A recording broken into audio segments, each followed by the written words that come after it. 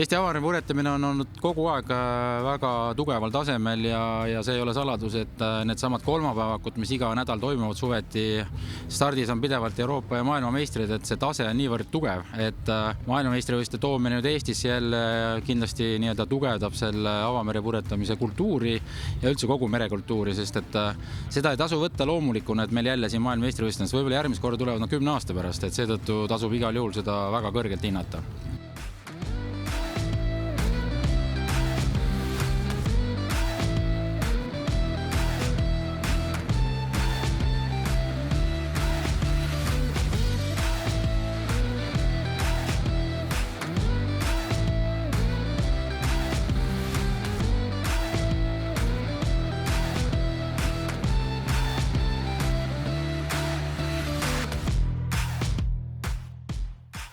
The answer is quite simple.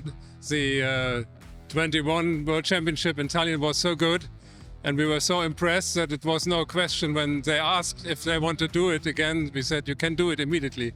So 2 years ago we decided to do it again here. It's very seldom, I tell you. There are 46 nations taking part in the ORC system. So we have 46 opportunity, but we choose Tallinn again.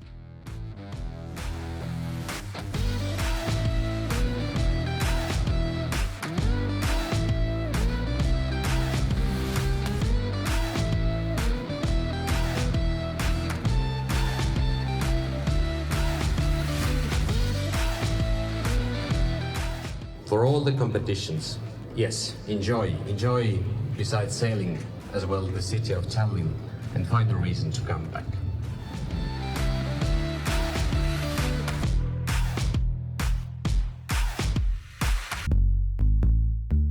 No, meie klubis on ligi 800 liiget ja oleme ausad nüüd ajaloolist järgi, kus siin hakkasid kunagi Nõukogude Liidu ajal juba olid need Balti regatid ennem olümpiat ja siis kui see olümpiaregatt siia toodi, see ju ikkagi tuli siia tänu just suuresti meie Kalevi jahtklubi veteranid ja nende aktiivsele tööle ja meie klubirahva osalusel nende Balti regatide ja suurvõistluste korraldamisel, nii et eks see traditsioonid on jäänud. Me oleme kõige suurem klubi ilusas kohas.